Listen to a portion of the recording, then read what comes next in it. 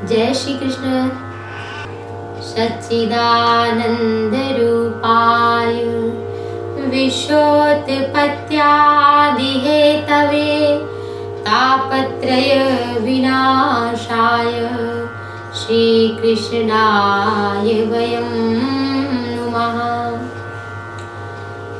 भगवत प्राप्ति करने के लिए ना तो रूप चाहिए, ना आयु की आवश्यकता है, ना अच्छे कुल खानदान की आवश्यकता है, बस भगवान का हो जाना है। आयु की बात करें तो ध्रुव की कथा अति पवित्र है। श्रीमद् भागवत के चतुर्थ स्कंद में कथा आती है ध्रुव की। प्रियव्रतौ उत्तानपादौ सतरूपापते सुतौ वासुदेवस्य कलया रक्षायां जगताय स्थितौ स्वयंभू मनोहर सतरूपा जिनते भई नर सृष्टि अनूपा दंपति धर्म आचरणनिका अजहु गाव श्रुति जिन कैलिका। मनु महाराज जो कि भगवान श्री हरि के पुत्र हुए, ब्रह्मा जी नाभि कमल से, और ब्रह्मा जी के पुत्र और उनकी जो अर्धांगिनी है शत्रुपा जी, दाएं अंग से मनु महाराज और बाएं से शत्रुपा, इनका प्राकट्य हुआ और इनके पुत्र हुए उत्तानपाद और प्रियव्रत। देवहूति, आपूति और प्रसूति इनकी पुत्रियां थी। उत्तानपाद के पुत्र हुए ध्रुव महाराज जी। उत्तानपाद की दो पत्नियां थी, सुनीति और सुरुचि।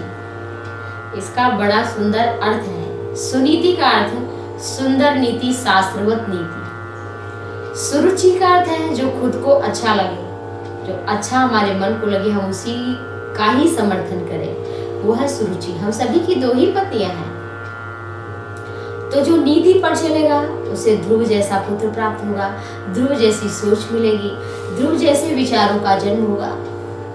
तो ध्रुव महाराज जी का जन्म हुआ, लेकिन अपने छोटी माता के वचनों से आहत हुए और वो जंगल गए। नारद जी के कथनानुसार उन्होंने तपस्या प्रारंभ की और भगवान श्री हरि ने उनको मंत्र दिया, ओम नमो भगवते वासुदेवाय तुभ्यम मंत्र दिया और उनको बताया कि किस तरह से तपस्या करनी है। गए और वहाँ स्नान करते, यमुना में भगवान की तपस्या करते, और मात्र 5 वर्ष की आयु में 6 महीने की अवधि में, 6 महीने के समय में 5 वर्ष की आयु में भगवान ने दर्शन दिया। छोटे से ध्रुव तो विद्यालय भी नहीं गए थे, और भगवान जब उनके सामने प्रकट हुए तो भगवान की स्तुति करने के लिए उन्हें कोई मंत्र नहीं आता। भगवान ने ध्रुव जी के कपोल पर, गाल पर अपना वेद में शंख स्पर्श कराया और जिससे उन्हें परम ज्ञान हुआ। और ध्रुव ने बहुत सुंदर स्तुति की, कहा कि प्रभु यो अंतः प्रविश्य मम वाचमिमां प्रसुप्तां संजीवयत्यखिल शक्ति धरा स्वधाम्ना अन्यास्त हस्त चरण शरणवत्तुगादीन प्राणान् नमो भगवते पुरुषाय तुभ्यम्। यो अंतः प्रविश्य मम वाचमिमां प्रसुप्तां। ध्रुव जी सोच रहे थे, नेत्रों से तो जल बह रहे थे, लेकिन ध्रुव जी सोच रहे थे कि कैसे मैं भगवान की स्तुति करूं। भगवान ने जब वेद में अपना शंख स्पर्श कराया तो सारे वेदों का, शास्त्रों का ज्ञान हो गया। और ध्रुव ने कहा, प्रभु आप ही तो वाणी की बोलने की शक्ति है, आप ही तो हमारे भीतर विराजमान हैं, आप तो कण कण में विराजमान हैं।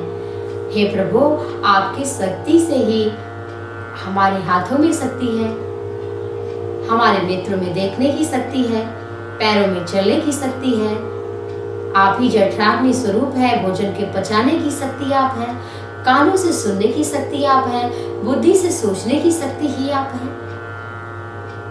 तो हे प्रभु, बड़ी सुंदर स्तुति की।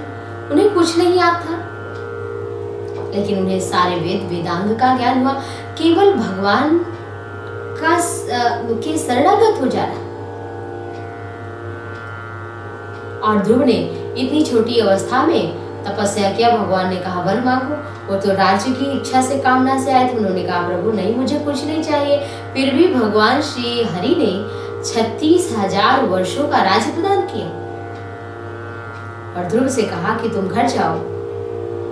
उसके पश्चात 36,000